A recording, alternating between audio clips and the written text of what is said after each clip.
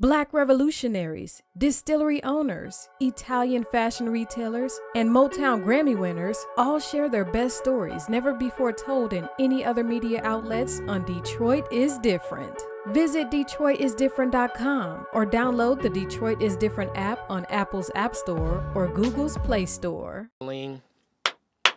Welcome back to Detroit is Different. I'm actually rocking the Detroit is Different gear today. We do have Detroit is Different gear and all that stuff. Like most people that do this stuff. I'm not always pushing it on you and everything because you know the culture, you know the blend. You need to pull up to some Detroit is Different events, see me out and about, and then we connect that way because it's all about connecting with people. When it comes to connecting with people, I have a guest that really, now that I think about it, she's extremely engaged with people. Like, I mean, ever since I met her originally, and she probably don't remember because meeting all these people, and it's like, oh, we can do this, we can do that, we can do this, we can do that.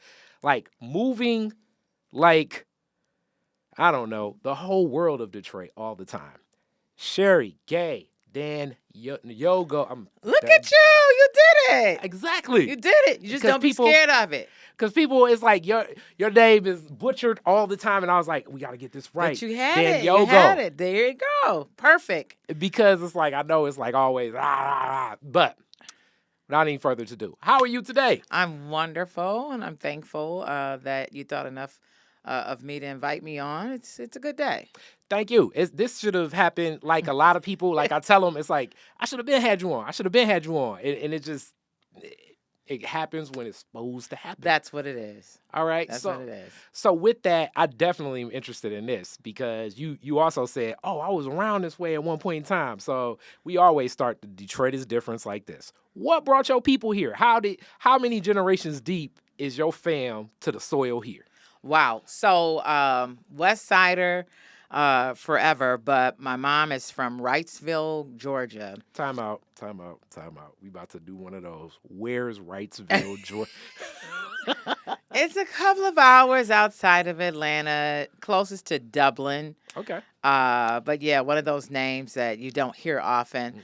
But she also lived in Jacksonville, Florida for a lot of her life, and she's an only child, and her mom passed at an early age, but my mother came to live in Detroit with my uncles, who actually moved to Highland Park. My grandmother actually encouraged them to buy a home. You know, the South migrated to the North to work in the auto industry, so I come from a long family of UAW auto workers who moved from Georgia and Florida to come to the North for these great jobs working in Ford Motor Company. And so my uncle lived here first, and then my mother followed, and she came here, and she first worked down at the Hudson's downtown in Detroit. Okay. And then ultimately she also worked at Ford Motor Company. So that was in the early 60s. Okay. That was back when we called it Fords. Yes. Because, okay, so if you don't know and you're not from Detroit, for my people outside Detroit, for the longest time, Ford Motor Company was like known as the Fords because it was like you work for the Ford family, Fords, and that's yes. part of the branding and the and the ingratiation of it all. Like, so it's like, oh, you wear Fords. That's it. That was the end. That's it. Fords with an S. Yes. So it'd be like, you get out of town, like, what are you talking about? Fords. Fords. That was it. So, yeah, and we lived on Burlingame, which is not too far from here, Burlingame and Dexter. Oh, man. And then we later moved to Clement. And so I went to Winterhalter School, went to Parker Elementary, then went to Winterhalter. And so from around this way, Mama's Palace Restaurant used to have the best peach cobbler in southeastern Michigan. Okay, You're too young for that. You're too young for that. I'm pretty sure it's a lot of people that are like throwing a water bottle at their computer screen or something, saying, "No, they didn't." Oh yeah, back in the day, they had some real heavy hitters that used to go up to Mama's Palace from all over, not the city or the state, the country. A lot of folks would come in right over here to Mama's Palace in the hood and enjoy that good soul food. All right, and with that, even HP, I look at HP because it's a bridge, like it's literally across. So Highland Park and Hamtramck are cities within the city of Yes. Detroit limits Yes. for people outside, and Highland Park is one of them. And Highland Park is the one that's I know it's a chocolate city if it ever was a chocolate Oh, city. So absolutely. black folks, and even the way that it's set up. So I look at Highland Park because it's so close to me as like an extension of this neighborhood in a Yeah. lot of ways. Yeah. So you were always kind of in this mix as a child. Hmm. I want to kind of go back to like asking some of those earlier questions too. So your uncle made his way, and you mentioned Jacksonville, Hmm. Duval County. Shout out Hmm. Duvals Hmm. and all of that. In Georgia, those are usual traditional routes because Hmm. so many black folks come with the train lines from Georgia and Alabama to the city of Detroit.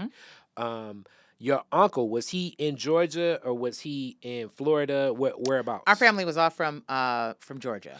Okay, Hmm. so he was the first one, and he was like, "Okay, now let me get the rest of the family up this Yeah. way." Well, actually, I had three uncles. Well, actually four, Hmm. but they all migrated north. Mm-hmm. That was the thing back then to come to the north. For jobs. Unfortunately, they are all deceased now. He Hmm. actually lived on Leslie in Highland Hmm. Park.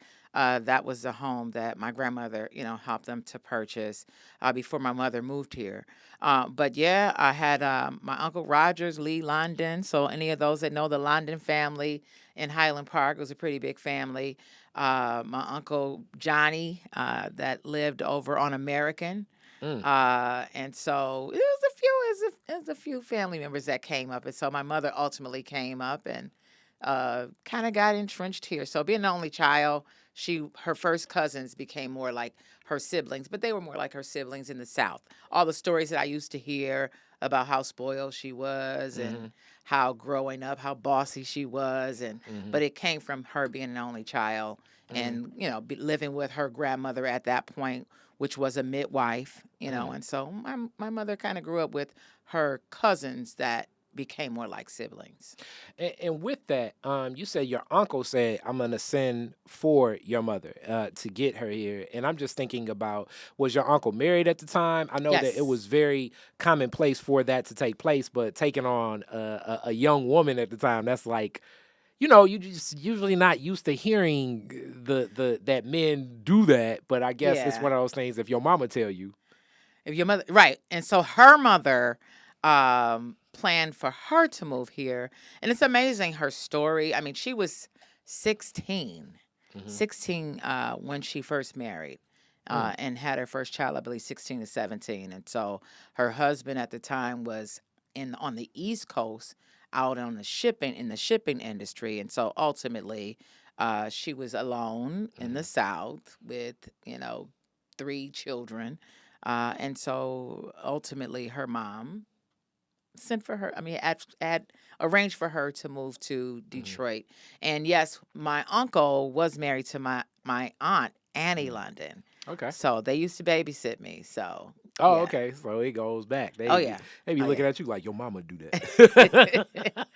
that. Yeah. So I spent plenty of time over on Leslie in Highland Park, hmm growing up, before I was even at school age, hmm living over in Highland Park, just looking out the window, watching the church bell ring, Mm. every day at 12 o'clock. Okay. So yeah, those were the good old days. Okay. And your mom, you said you mentioned Hudson's Hmm. and then into Ford. What was her personality like? How did she make the adjustments? Did she ever this is the number one thing because she was old enough to say it's too cold in Detroit. I'm going back to Georgia. Like what was her? So thankfully my mom is still alive, and so I talk to her every day. hmm FaceTime her several times a day, and even Okay. right before coming to this show. But just my mom is tall. Back then, thin, looked like a model. Okay. Uh, so coming to the north, that was a kind of an American dream of people in the South. A lot of them Mm. in the South had these great stories that they heard about migrating to the north. hmm So it was kind of the thing, Okay. and most people welcomed it. I never heard a story of her lack of a desire to be here. Okay. A lot of our family was here, so it was just a natural transition. But my grandmother had in mind, because it was a 2-family house in Highland Park. So my grandmother had in mind for her just to live with my uncle. My mother being independent, one of the things she said when she first got here from Highland Park even to downtown Detroit, she looked straight downtown. And she's like, oh, I can get down there easily, not realizing how far it was, looking down Woodward, you can be fooled at just how far the buildings are. Yeah. But, it probably was similar to how I felt when I moved to New York. So a lot of people don't know I spent 5.5 years in New York. It's like when you move to another city that you've watched and heard things about, you're like, your energy is high. You feel invincible. You could do anything. You're here to conquer the city. You're here to explore everything that you've ever heard, read, or seen, about this great city. So Detroit was just like, the thing that was happening if you lived in Wrightsville, Georgia. Okay. And I'll let you in on a little secret. We have a family member that's on the other political party side that's from Wrightsville. If your listeners or viewers figure it out, they'll know why I'm not saying his name. Hey, I don't support his politics, but he can make some real. I'm just Yeah. We've been arguing ever since we were kids. A very long time. He wouldn't even play red light, green light correctly. No. I know him. He family.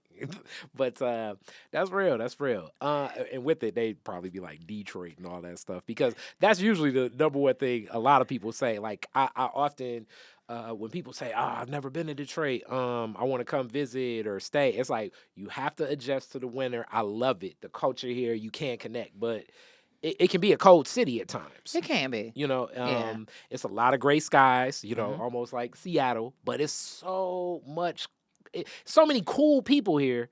That's what makes Detroit different. Right. So in that same journey, you mentioned New York, and now let's get more so in your path. You mentioned Winterhalter High School. Where'd you go? Well, I have a unique story. So I went to Oak Park High School, and I also went to Redford High School. You went to Red. Okay. Yeah. So, and I actually went to the prom at Redford, and I walked across the stage at Oak Park. Okay. So back in the time where I think when I left Winterhalter, we moved to Oak Park, and so we were there for a while, and then ultimately we moved back to the city.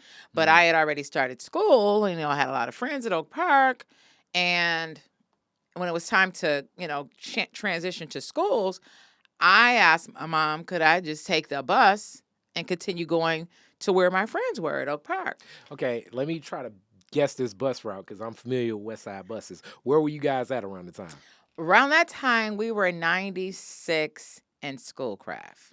So we moved further west. 96 Schoolcraft. I'm thinking, depending upon where you got to get in Oak Park, you definitely going to have to make your way around the Southfield. So I'm thinking that the connection would be, let's see, do I know my D dot? I'm thinking the connection would be Schoolcraft. You got one. To Southfield? Nope. Oh man. Well, I could have. Okay. I could have gone that route. But I took Schoolcraft to Schaefer. You remember the little hamburger spot right on the corner, smell like onions? Yes. Every day I would go to school smell like onions. Hey, well, you don't have control over the bus stop location. Smelling just like onions. Little small hamburger spot right on the corner. Okay. And then that way up. So and then all the way, and then then Schaefer took, which turns into Coolidge at 9 Mile. All the way up. That's like a straight shot. That was a straight shot. That makes sense. Now, if I wanted to go to the mall back then, Northland, then I could take, Southfield or Greenfield. So, Okay. And with that, because this is the other layer, you must have had some real tight relationships with your friendship, because, like I say, taking the bus when it's cool, even a day like this is cool, you know what I'm saying? But taking the bus when that hawk comes down, that's when it's like, so with it, I'm guessing like your friendships in high school then were like tight. You must have been thick as thieves with your people. Well, so I mean, yes, and as a matter of fact, one of my friends actually I would stay with from time to time. Okay. Her parents were like, okay, that's a long bus ride, so you can stay over here during the week, and then go home on the weekends, Mhm. you know, too. So, I mean, that was very nice. And, you know, that was my best friend. At the time, her name was Audra. Her name is Audra. But yeah, so I think it was just a matter of I was in a school. I was very established. The thought of going somewhere Starting fresh. else, you know, Mm-hmm.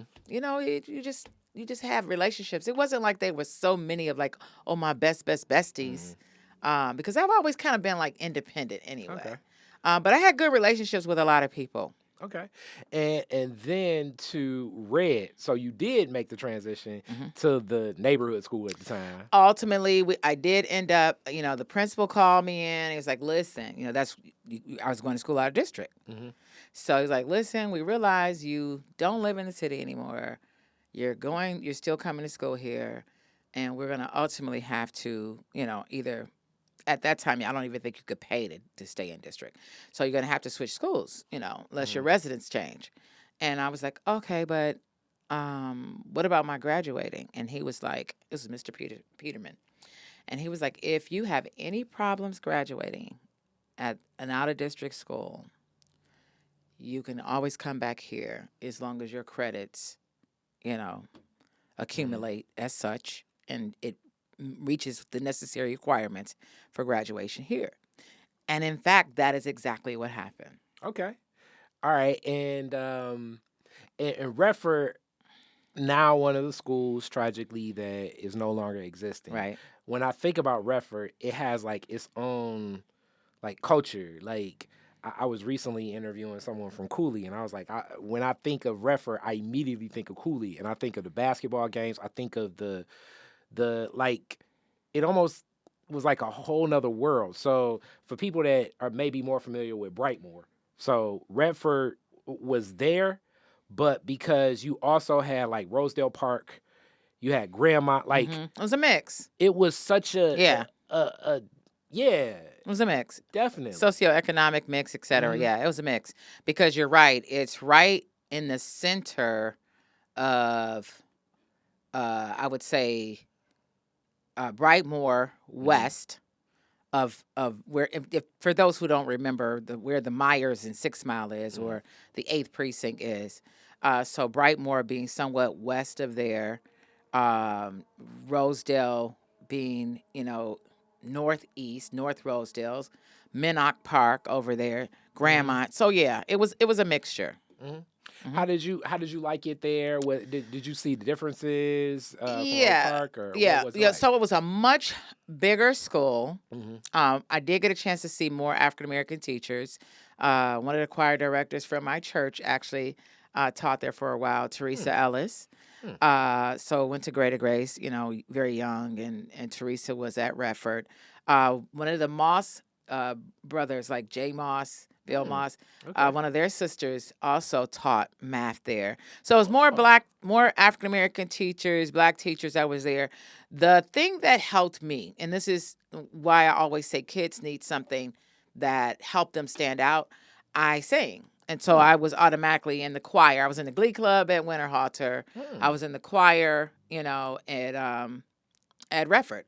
And so having music, it's like a culture within a culture. True. You know, so like the sports team is the sports team, the choir and the music club is, you know, it's a whole nother. So you automatically have a family within a family. And so it made Redford not feel so big. One of my teachers is still out in the community, Mr. Gregory Dunmore. I don't know. His show Pulse Beat. You ever see Dr. Yeah, definitely. So he was my English teacher. He was like, he must have been like 12 teachers. Right. Like, Because he looks good. He looks good. He looks good. I'm like, how did I get to be your age? I know he was walking through the hallway. They was like, "Hey, where your pet?" Oh, right. My bad. Exactly.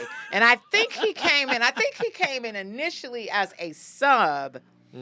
And then ultimately became a permanent teacher there. So, Cool. But it was different. Okay. And Oak Park itself, like that culture, being such a strong Jewish influence, Absolutely, and Hasidic Chaldean. Yes. What was that like? Especially like when you all moved there. How did you feel from even just like this neighborhood? What was that like? So it was like, oh, wow, this is beautiful. Mm-hmm. Oh, this is beautiful. Mm-hmm. And then the different cultures, the food, the bagels, the lox, Mm-hmm. the various holidays Mm-hmm. that existed. But we were an absolute melting pot in Oak Park. Mm-hmm. The school was smaller. So black, white, Chaldean, Jewish, Mm-hmm. we all just kind of meshed together. It was its own culture. And I would venture to say especially a lot of the cool kids, a lot of them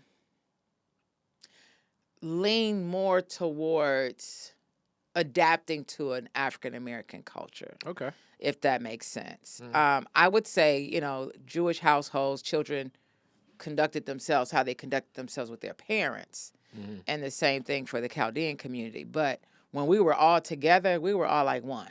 Okay, so then when they got to school, it was like, hey, What's turn on up? the Run DMC. Exactly. And still to this day. Mhm. So the good thing is about coming from two different school districts, high schools, first of all, I'm glad that they both have red, as a part of their colors. Mhm. So Redford kind of red, white, and Oak Park red, white, little gray. Mhm. So it's that was helpful. Mhm. But I still have a number of friends or associates or Connected from classmates both. Okay. that I'm still connected to. So I go to the Redford picnic and be like, hey, what's up? And then I go to the Redford picnic, the Oak Oak Park Park, you're right. picnic, same thing. So it's like, I'll show up to the reunions for Okay. both.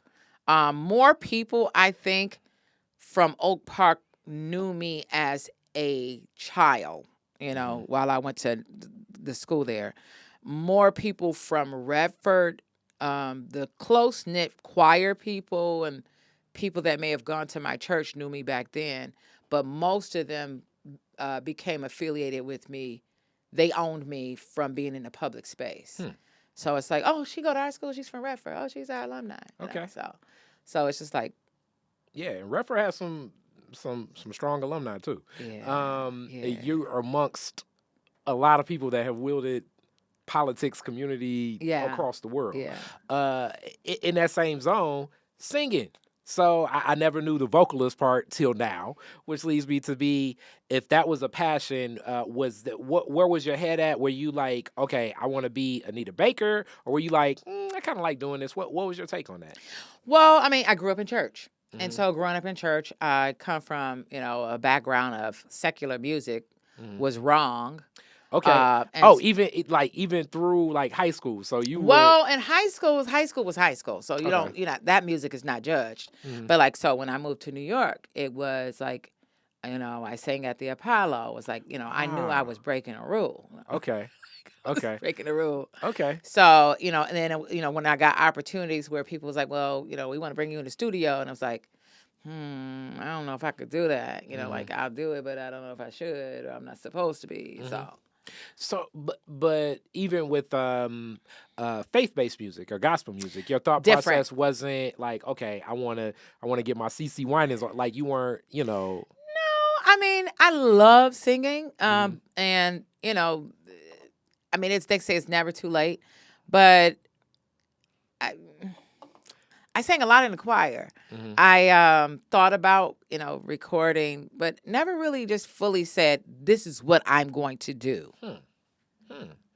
Okay. Yeah.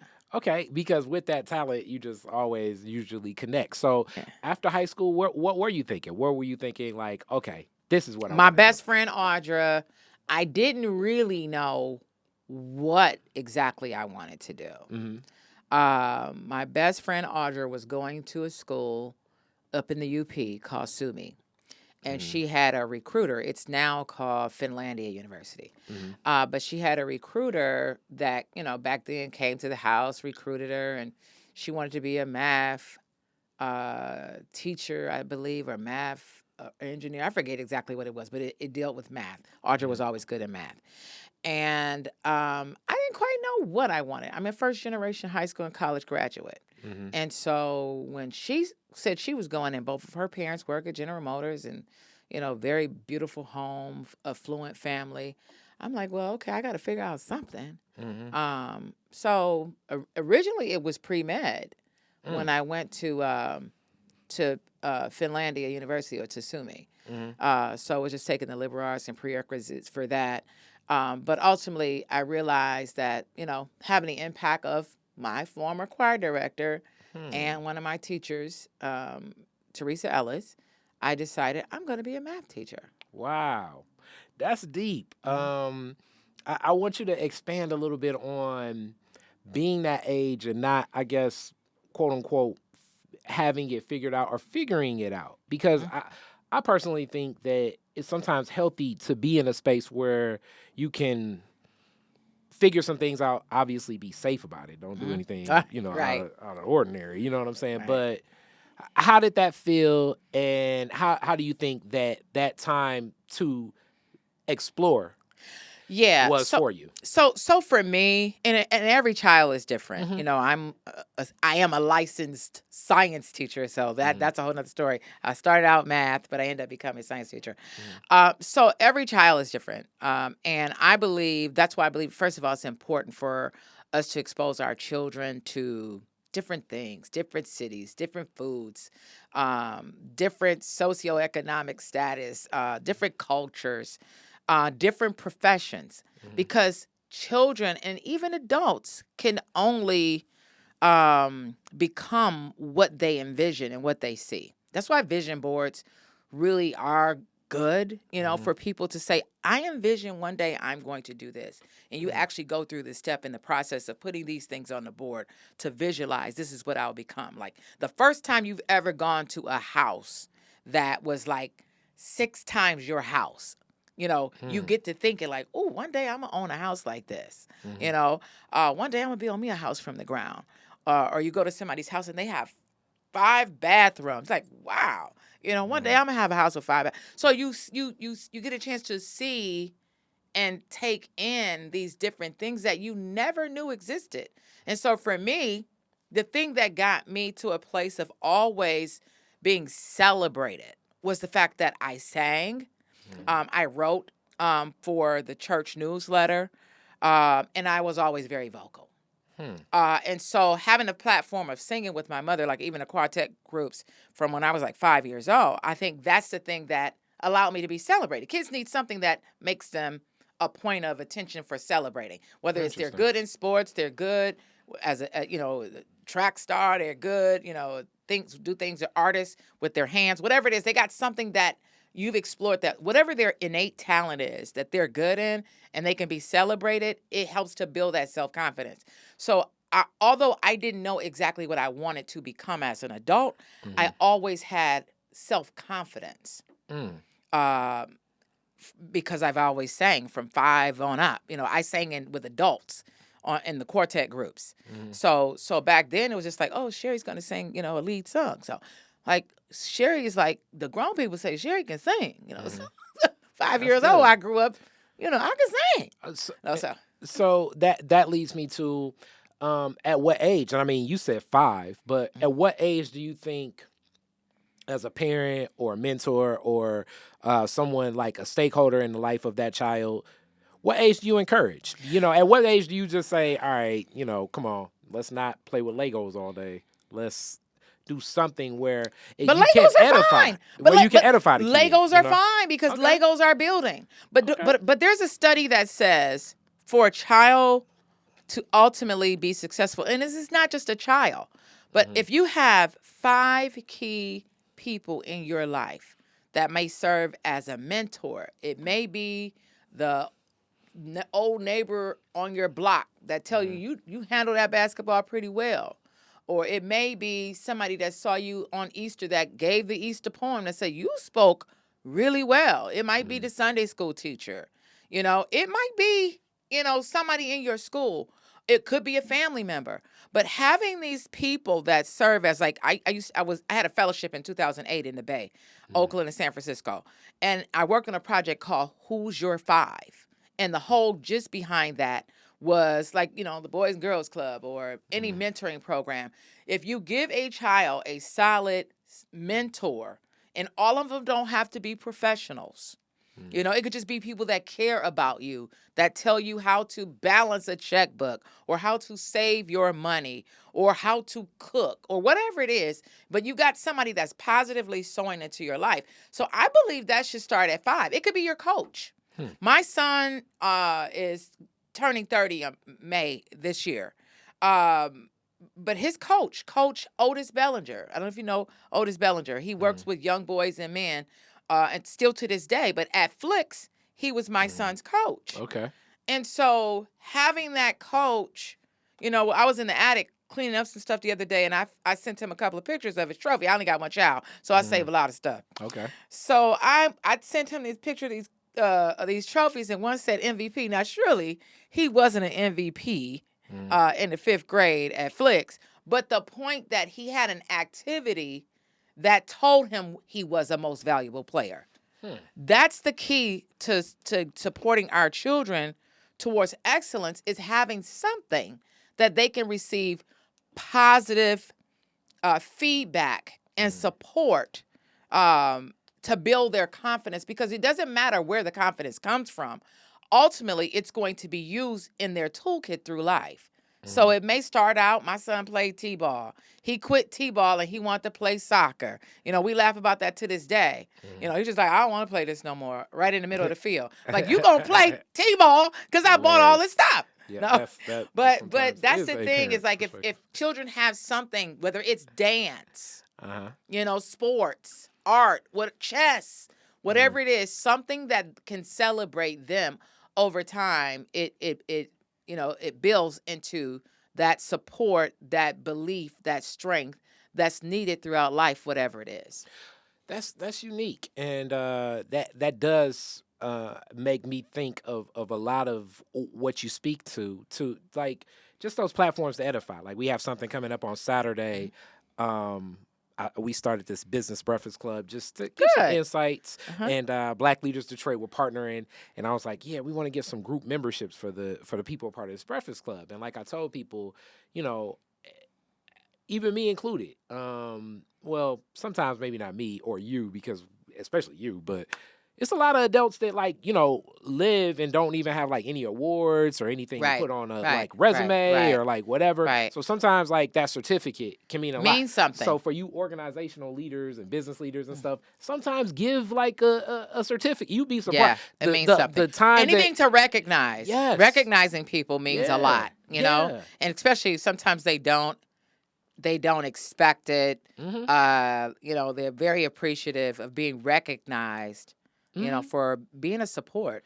Yeah, in the way that, like, you know, you'll walk in somebody's house and like something that I created or be on somebody's mantle, like, damn, I didn't even think that was it mattered. that impactful. Yeah. But it exists like that, where then the people that always get stuff like that, it's like, you know, I mean, a guy like Barack Obama or Michelle Obama probably get so many, you know, state of the city, like, awards and gifts. They probably just got like a whole room just full they have of more than that. Now they have to have a library. A library? A library. No, and that's why a lot of the presidents get, you know, some type of a library or institution to kind of display a number of the awards and bodies of work that many of them have done, because it's a lot. You accumulate a lot of stuff. Yeah, and it has impacts that lend for forever. Like my grandfather from this home, my aunt had a lot of his paperwork from being a World War II veteran, and that led to my cousin having it. And my cousin was like, I think you probably going to appreciate this more than I would.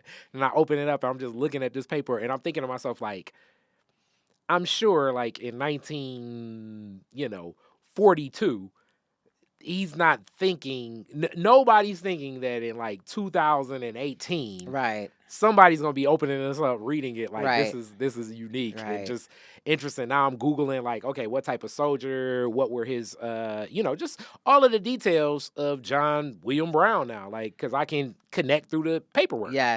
You know, and it means something. So I do think, awesome. Those MVPs and all that stuff, you know, when you had the grandchildren, they're going to come through and they're going to be looking at, you know what I'm saying? They're going to be like, Grandma, Dad did this. And he's going to forget. but those mementos mean something. Yeah. And in that, you say Upper Peninsula. That's a whole, like, you talk about whole other universes. Yeah. Upper Peninsula almost feels like, in certain ways, like, where are we? Yeah. You know what I'm saying? You can drive. You can drive to New York quicker than you could drive to the school that I went to. Yeah. Yeah. So that just tells you how big Michigan really is, and how far the UP is from the Lower Peninsula. So yeah, it was quite cold. It was a decision I made because I had no reference point. Like I said, I'm the first generation high school and college graduate.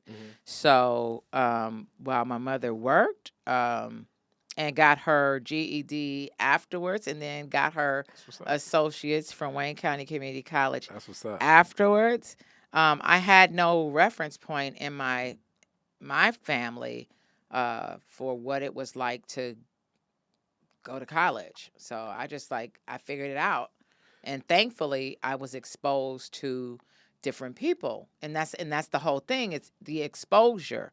Now, my choir director, we wasn't hanging out, and she wasn't coming to take me to lunch and have sit down conversations, But I was, at 11 years old. I know you're probably too young to remember the late Donald Vell. It was a gospel choir, Donald Vell and the Coraliers. I was able to get in the choir of Greater Grace, the adult choir. Years younger than. How often did that happen? Probably very rare. Okay. Very rare. And so, because Donald Vels, who was, a recording artist, I don't know how he heard me sing, but he did. And so he allowed me to be in the choir and to lead a song. And I was 11, but I think I was supposed to be 16 to be in the choir. So, but that's deep. Yeah. So those things meant something. Like, oh, that's Sherry. Back then, that's Sherry Gay. She in the grown people choir. She a kid, but she in the grown people choir. You just with a juicy juice, and everybody else like, all right, let's go to song number 3. Right. My grandma did the choir rehearsals here. Did she? Okay. With the stand up organ. I remember we just be kids in the corner, and what that would be like, them going over. If you ever get a chance to sit in on a choir rehearsal, it's a lot of, especially with old black folks. Lots of dynamics. It's a lot of sayings you're going to pick up on. There's all types of culture. Back to the top. That key ain't right. Who was that over there? That is not alto. Like one day somebody's going to do like a show. Like how they have Abbott Elementary. Right, exactly. Or like a black choir. Yeah. And it will be so many. Hilarious. It'll be so many characters that you can create just through that. Well, Detroit has had some phenomenal choir directors, and so I think we got a glimpse of what that looked like on the Clark Sisters movie with Dr. Mattie Moss Clark. Yes. But Michael Mendigal, Michael Fletcher. There are a number of choir directors. At one point, Byron Cage. I don't know if you remember Byron Cage, gospel singer. He was a choir director. There are a lot of choir directors that came out of Detroit that were just bad. And in reality, so when we think of the way that Detroit music has impacted the world, yes, it starts, that black creativity was always founded in the church. Yes. So when we think of everything with Motown to even like RJ's latest arrival, like these musicians aren't musicians that are getting their chops and learning, just independently, in the garage. Black folks, we ain't no garage band culture. We a church culture. Yes. So the music flows from there and then can become secular. Yeah. And definitely way more of a discussion around like Ray Charles times and stuff like that, because some of the music is straight derivatives and strands and plays and interpretations from gospel music. Absolutely. Absolutely. So it's almost like it's incepted of you're hearing this bass line, but you've heard this bass line before. Right. You're a little bit familiar. In hip hop, we call that sampling. But a lot of that sampling been going on with secular music for a very long time. You know. So from there, teaching, you connect with teaching. How did you learning to teach versus being in that classroom? What was the connection? What was your passion with that? So the good thing is, I do think one of the things I do remember about Oak Park, and I think this is necessary everywhere, even back then, we took an assessment of like what our natural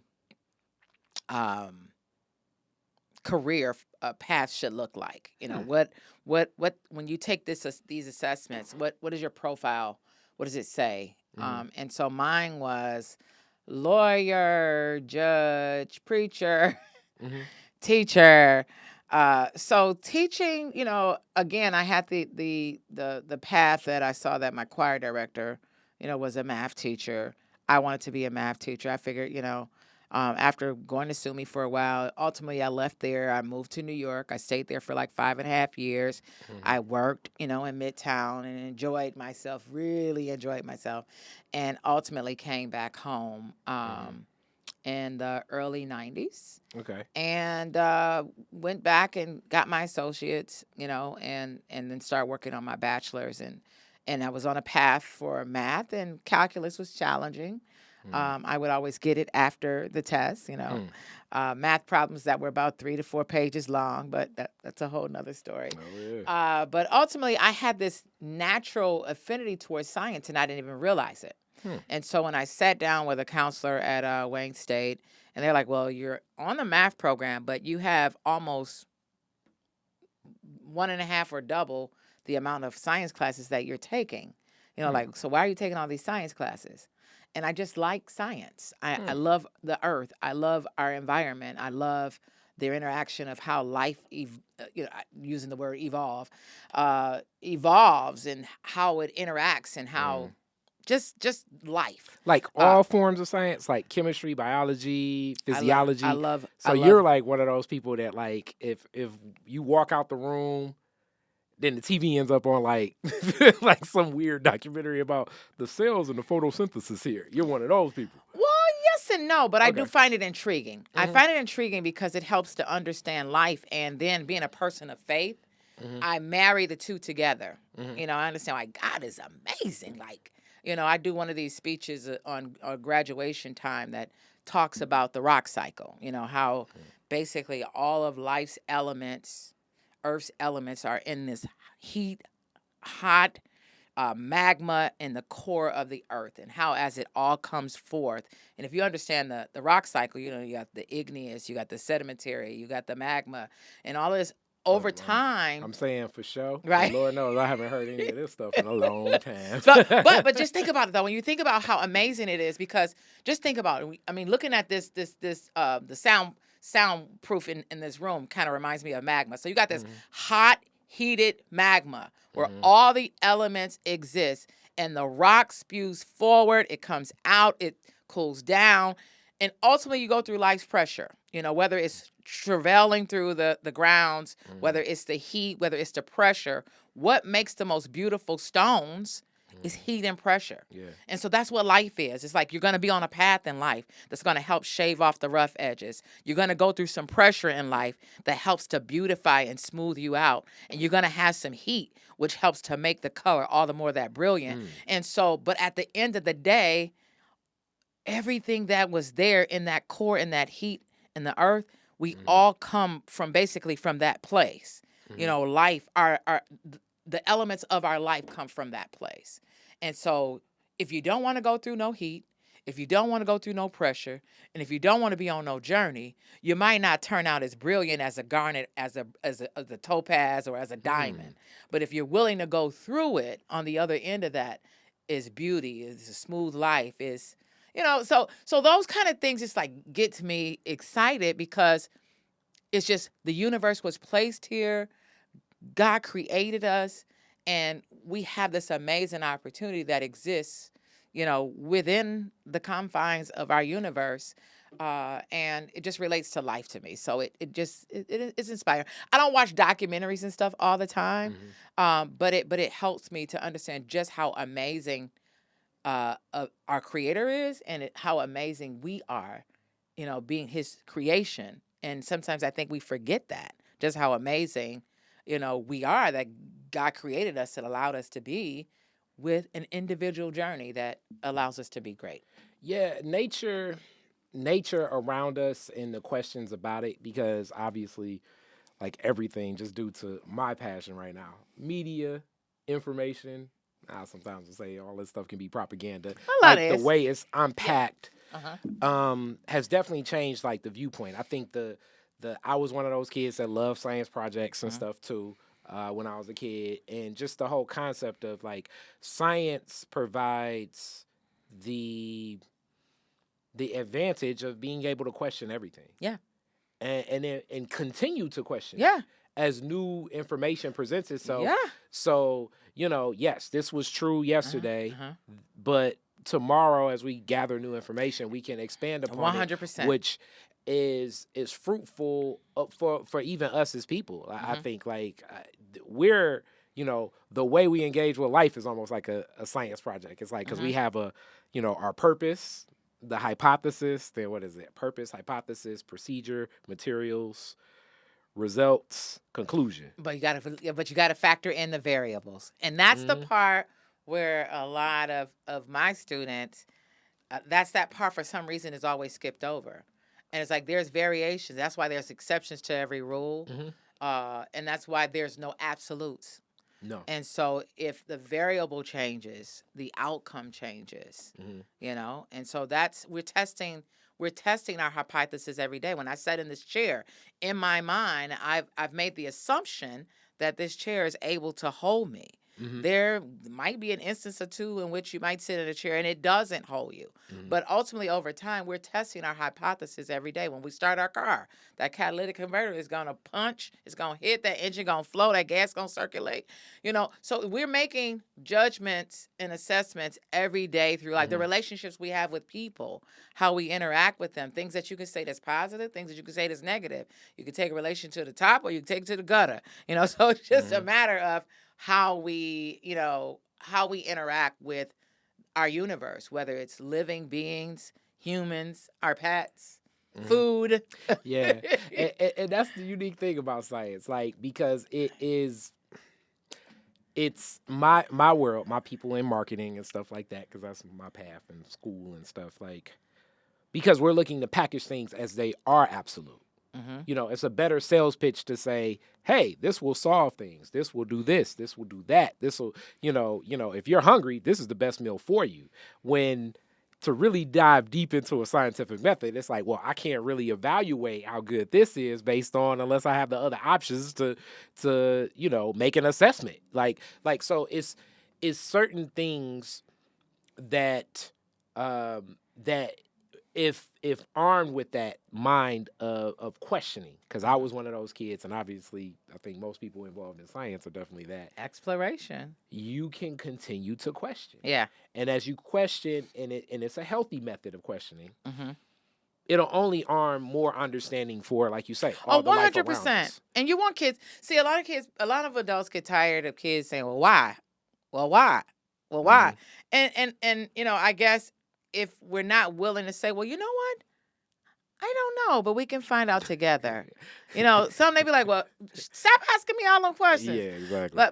But it's at a certain age, we're trying to make meaning of our world, and exploration requires questioning. And so there's nothing wrong with the question. But I think there are some things that over time you can, like, so I'm in a process of working out. I'm in a process of losing weight. I would say in the last 3 months, I've lost about 28, 30 pounds. It goes back and forth. Okay. But there's no disputing, if I burn more calories than I eat, I'm going to ultimately lose weight. Now, there are some situations where there might be exceptions to that rule. I could have health challenges. I could have thyroid challenges. I could have, heart problems, or, water weight, you name it, or I could be pregnant, so there are some exceptions, but as a general basis, this is the trend that you see. So yeah, I think that there are certain assumptions can be made based on data over time that this is the usual outcome. And then this is the thing, as we pry deep, it's unique you bring that up. Like, as we pry deeper into science, what you start under, like, you have like constants and variables. There I mean, you the go. money too. So it's like fixed versus variable Exactly. expense. So it's like a constant, certain things moved into being constant. And then other things. So like when anything dealing with people's bodies is Right. growing, because me and you could eat the same meal, do the same exercise the same way, Right. but just due to our makeup, There you go. and It's that the difference. makeup may have began when we were an embryo. You know what I'm saying? Or before. I our didn't even think. family. Oh man, it's so Or before, right? It's or in our before. DNA. Yeah, Right. it's deeper than that. Right, It's like right. It's like our genetic makeup. I mean, I have a different father than my 3 siblings, so none of them have the weight struggle that I had. Yeah.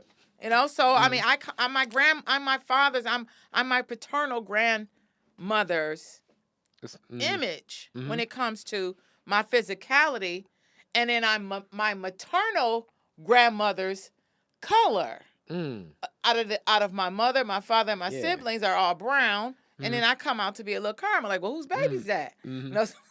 So my mother's mother, visibly, was my skin complexion came out to be like my grandmother's. So it's even things like that. See? Like, and I know right now science is digging more into DNA as unique. It was a time my grandfather I spoke of, like a lot of people, especially soldiers, struggled with alcoholism. And it was somebody that said, alcoholism can live in a family for like 3 generations in the DNA. I'm like, seriously? Yeah. And I was like, that's real? And they were like, yeah, that's it real. is real. And then when I met some people that were explaining more about that, and I was like, this is deep, that something can change, like our DNA, as much as like that even continues to carry on and carry on and carry on and carry on. So it's no telling what we're ingesting, how that's going to impact. And I'm sure over time we'll have more answers answered. But then obviously as you answer more, that means more questions exist, because now it's like, oh, we figured this out, but now we have to figure out all of this. Right. It's some of the I was talking to someone that works with Lord knows I didn't expect science. Like I said, Detroit is different. We drive in the conversation. They were talking about vision as my grandmother that's 92, and at 92 her vision isn't as strong, but it was someone saying like, well, depending upon what's impacting the vision, now things are possibly improving vision, where it for so long it was just a constant that like, look, you can't see, right? That was yes. Get some glasses. That was what doctors hope it work out for you.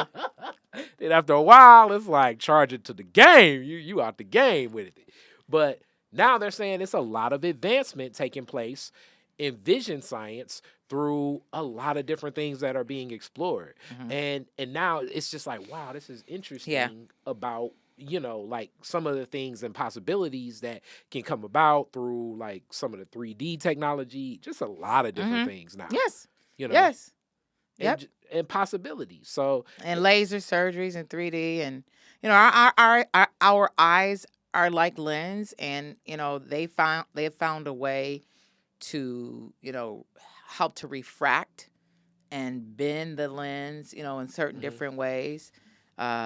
With laser surgery, and so there's improvement in vision. So I mean, over time, we're constantly solving for X in our universe, which is great, and we like on short time now, but I definitely got to dive into this with somebody that pounds the pavement so much, and asking this question, as Nas said it in the song, I forget what song that is. I want to say "Hate Me Now," but it's an old adage.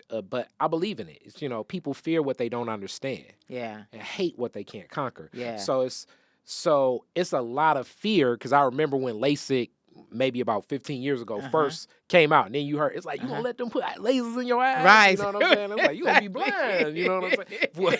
Which I'm sure is more advanced now than when it originally did, but just misunderstand. Like, I didn't understand. Well, I mean, it was new. It was new. I mean, we just came through a pandemic. It was new. It was so much information. You're hearing misinformation every day, all day. People are dying. I mean, you're trying to understand. So yes, there was a lot of fear and hysteria that exists, heart surgery is different now. You got people getting heart surgery and getting sent home in a day or two. I mean, you got a lot that's going on that's changed. So I mean, I went to my doctor, a black man get a doctor, and I was like, all right, do I got to do this prostate thing? I mean, I don't necessarily want to comfortably. He was like, oh man, we can test through the blood now. I was like, right, oh, that's interesting. Like right, nobody ever told me this. You know what I'm right. saying? So things like that, but also these same fears exist in community, Mm-hmm. and you've been at the forefront of many fights of justice for people in the community. Mm-hmm. I sometimes think that some of it is just a lot of misunderstandings from fear, and sadly, it's certain people in positions playing on these fears. Oh yeah. Yeah. Being that you are so involved, how do you advocate for a lot of people that you know do have a lot of misunderstandings? Ignorance to certain things, because a lot of this information is suppressed and silenced, but they know that this ain't right. It's a lot of people that know I should have a higher quality of life. I don't know all of the particulars of what, when, and how, but Mm-hmm. things are messed up. Like, how are you advocating for those people? Because sometimes it's tough for them to advocate for themselves because Yeah. they don't understand what's Yeah. So and I'll take it a step further. Sometimes it's tough for them to advocate for themselves, and sometimes to advocate for people who don't even appreciate your advocacy because they don't realize the why. And like I said, we're always solving for why. So it's something I'm called to do. happening. It's something I'm definitely called to do. It's when I wake up, when I take on my day. I work for Team Wellness Center. Has been a godsend after leaving the legislature, because in many instances I'm still expected to operate like a legislator. I don't go to Lansing, but people call me to share their concerns, their complaints, whether it's the issues that they have with auto insurance, whether it's issues they have with their home, whether it's issues that family members have that have family that are in jail. I got an email earlier today, requesting me to come to Chippewa Correctional Facility, 4 hours away. The American Lifers Association has requested my presence. And so they want me to come and talk about, second chance laws and talk about the legislative process. Well, I'm not in the legislature, but because I was such an active legislator and because I have policies that were passed that does impact, unfortunately, a lot of African Americans that are disproportionately, incarcerated, people want to hear from you and hear what the opportunities are, not only for them, but for others. And then how can they, because they're not just sitting there resting on their laurels. Many of them are working on policy even while incarcerated and things that they want to see change. And those are the best people sometime to weigh in because they live it every day. But this is a calling. This is not just something I decide, I want to be elected one day. I think that God places us all on a path. We interact with different people who pour into our life or impact our lives some type of way. And then we kind of, I won't say idolize, but kind of envision or see a part of ourselves in something that they do. And so I worked for the late Councilman Clyde Cleveland, who was the ultimate public servant in city council for years. He worked for the city for more than 27 years. I worked for Alberta Tinsley Talabi, who I then got a chance to serve with in the legislature. And so on the east side of Detroit, always fighting against substance abuse and as a licensed social worker, fighting for those who continue to be embattled by poverty. And so these are things that I subscribe to, were a natural. One of the first papers I wrote in middle school was about Lyndon Bain Johnson and Shirley Chisholm. So these are things that just naturally, I know nobody just like poured it into me. Like I would write stuff when I was young and then go show it to my mother and their friends and be like, "You wrote this?"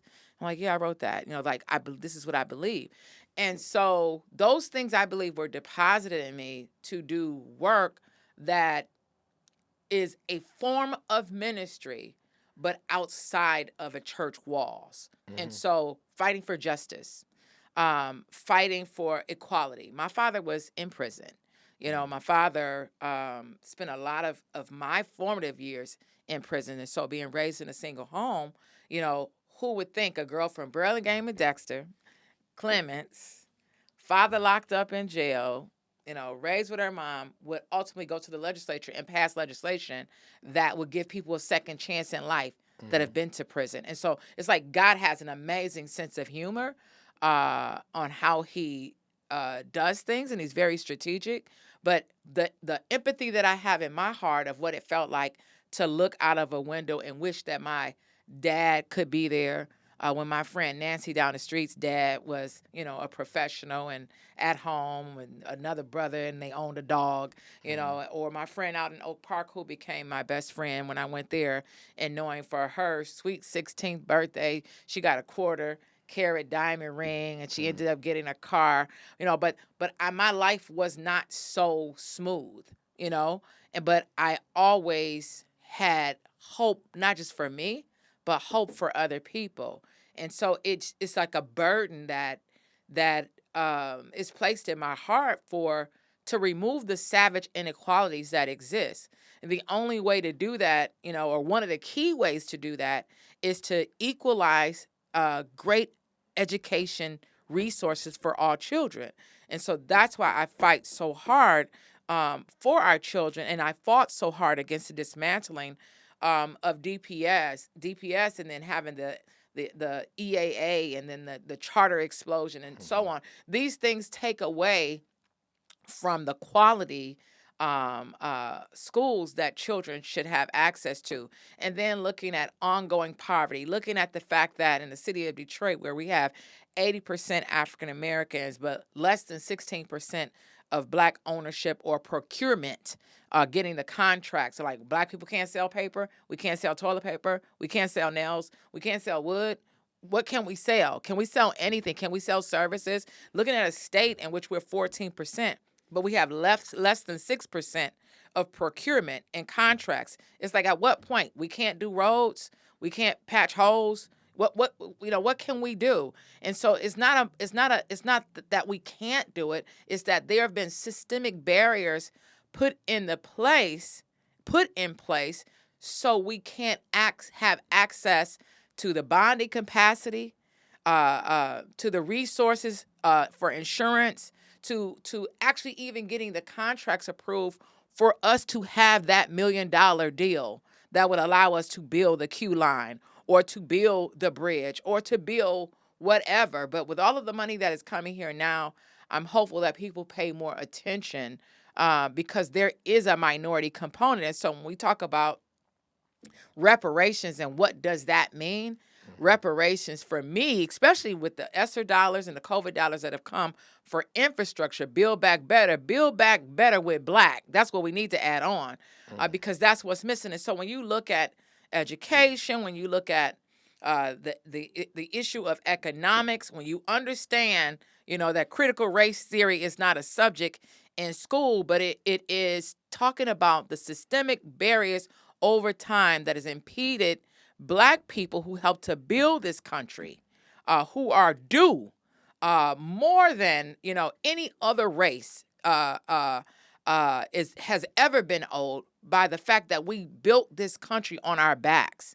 The cotton industry, the infrastructure industry, you name it, Black people had a hand in doing it, but yet we are still very much oppressed. And so it's disheartening for those who have figured out a way to navigate the system, who've ingratiated themselves to those in leadership, and that would still leave your average Black man, Black woman behind, and so it's incumbent upon all of us to not do this work selfishly, but to do it with a mindset of we deserve our fair share, and I will never relent on that. And sometimes that places you in a box where people don't want to deal with you because you're calling it out, but it's not for me, it's for us. I feel like I don't have to know the Black man who is doing snow plowing in the city of Detroit. I don't have to know the Black man that is doing demolition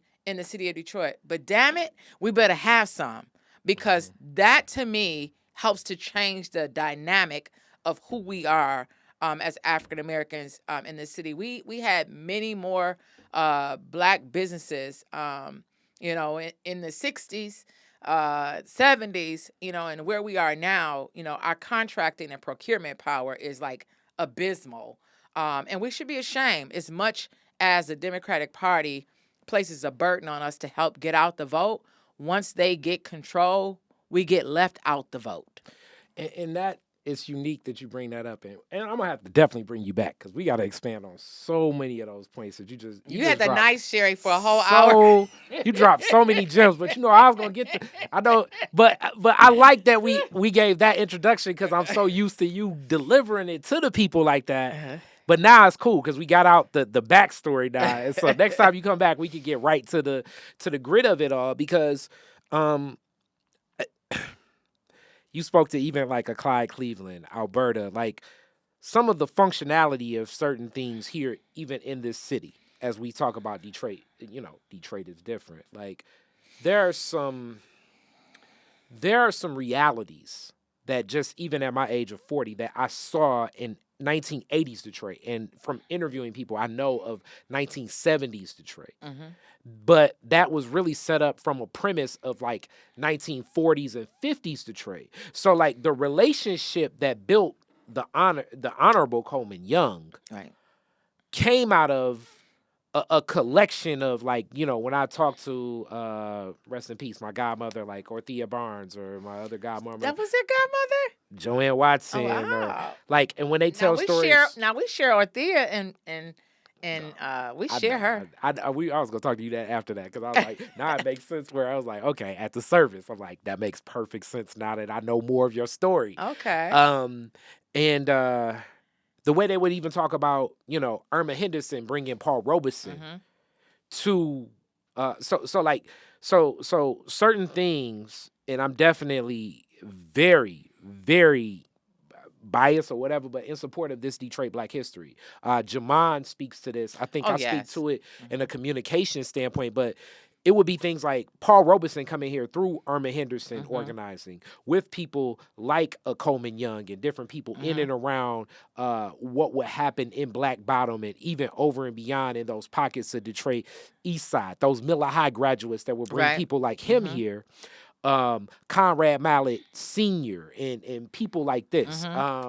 They would bring people like that to speak and connect and use those social capital events to know how to gather and organize around other things. So now that continues on. Then you have Milton Henry connecting with the Martin Luther Kings, the Malcolm X's and others. And even, the other day, Reverend Sheffield speaking about the work, how his father was interacting and bringing in different resources for Dr. King and others. Like, it was a premise that was already building because the organization of Detroit, I mean, it's a reason why the Nation of Islam starts in Detroit, because Master Fard Muhammad was looking at other cities, but Detroit was a city that was such a power base for Marcus Garvey and the UNIA outside of New York.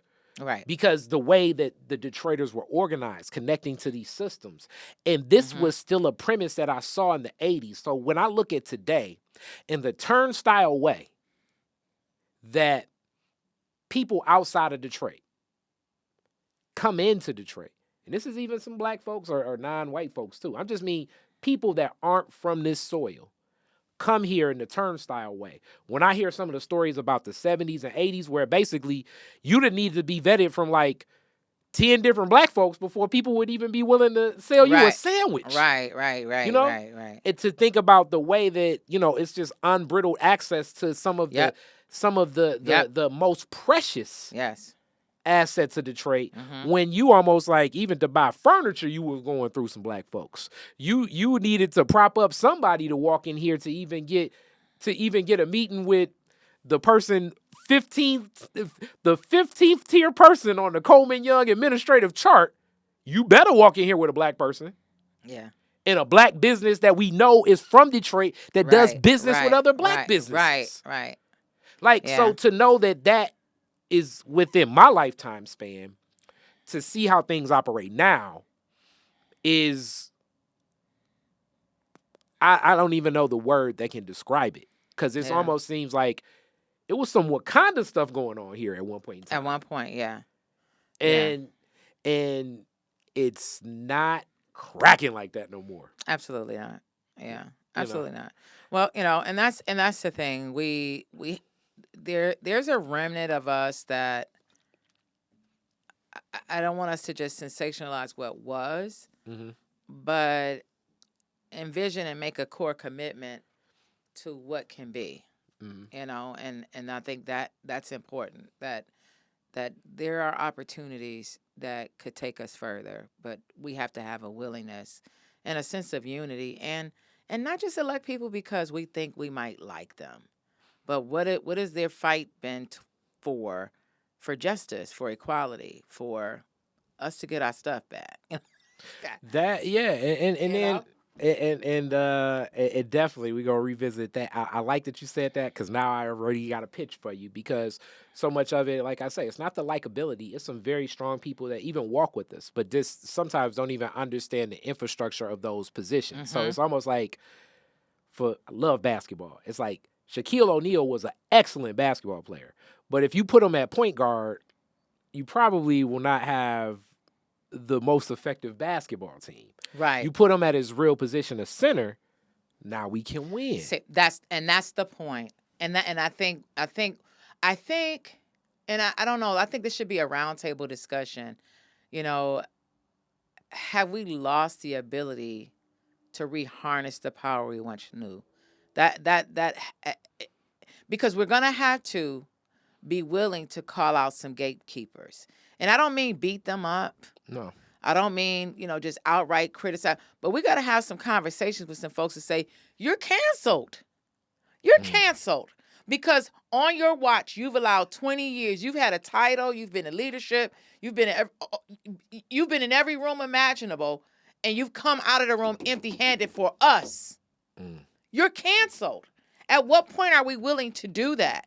In a unified way, so that they don't speak for us. They can't go to the corporations and to continue speaking for us when they've come to us empty-handed. And I don't mean a payoff for one or two select people. I mean a contract procurement for a community of people. And they have not delivered. Yeah. And it's too many of them that are in these key roles for too long that's supposed to represent equality and justice, that have not delivered at mass scale for all of us. Most definitely. So we're going to close out with that quick Detroit. I love that. I'm definitely chopping that up. Agree. I wish I had a gavel to. I agree. So classic Detroit is different questions. Very first car, year, make, and model. What year did you get it? I would say 90, 91, maybe 5 years after high school, 6 years out of school. I think it was a Dodge Colt. I think the first car I had was a Dodge Colt. Oh man, they didn't. And you pulled up to your family with all them Fords, people. They threw an egg at you. Like, I had a Dodge Colt. I didn't buy it. My mama bought it. Even more reason they was mad at your mama. Right. Yeah. So where's the first place you went when you got it? I'm looking at a picture in my head. It wasn't the first place, but one of the places I went out of town, because I'm looking at the car, was to Cedar Point. I took all my nieces and nephews to Cedar Point. Oh, that was sweet. Yeah. And I'm pretty sure that was I've done that before too with the little homies. It was all loaded in. Yeah, it was a long Cedar Point day with going to kids with Cedar Point. Kids can't see nothing without wanting to buy it. I want an elephant ear. Right, exactly. All right. You're the DJ at the end of the fireworks. Woodward and Jefferson. You get to play 3 songs. What you playing? Frankie Beverly and Mays. You Make Me Happy. Okay. Rakim, I Can Make You Clap to This. I like it. All right. Before I Let Go. So you a Frank? Okay, so if you see her at that Frankie show, don't bother her. She gets in that zone. And this is how, you know what I love about Frankie Beverly too. like he's very few. He's extremely successful. I mean, Maze is an extremely accomplished band, but on a level of any band, Earth, Wind and Fire, but their core audience is black. It's very few acts where like they're extremely successful where you go to the concert and it's nothing but black folks. Right. And black folks love Frankie. To the end, for life. Black folks. I mean, Frankie did a concert where he like, hey everybody. That's how. I mean, that is so much love and support. To basically be like, we're gonna sing this together. Baby, at this point, we just go by the memory of the song. Yeah. At that point, and you just be like, just happy as could be. It's not many people, even as much, and I know it's somebody like, no, he could have did that. Even at Michael Jackson's height, if you'd have bought a Michael Jackson ticket and he'd be like, y'all know this Thriller, people would be like, oh, here we go. Yeah, we want to hear him perform. Oh, here we go. Mike did this. Right. Hey, throw him under the bus. Last question. You can rename Woodward after one Detroiter. Who would it be and why? Oh, God. Woodward after one Detroiter. That's hard. We already have Rosa Parks Boulevard. Mm-hmm.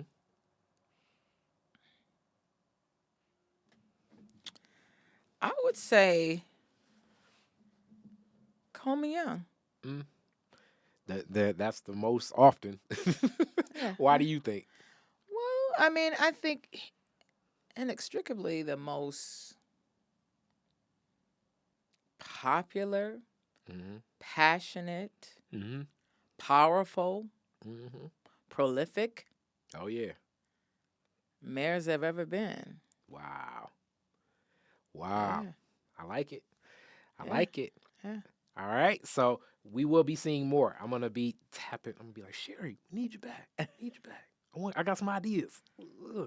I can't wait. Thank you so much. This was fun. Thank you, and congratulations. Thank you. On launching this show and actually rebirthing your grandparents' home. Thank you. You're welcome. Peace. Black revolutionaries, distillery owners, Italian fashion retailers, and Motown Grammy winners all share their best stories never before told in any other media outlets on Detroit is Different. Visit DetroitisDifferent.com or download the Detroit is Different app on Apple's App Store or Google's Play Store.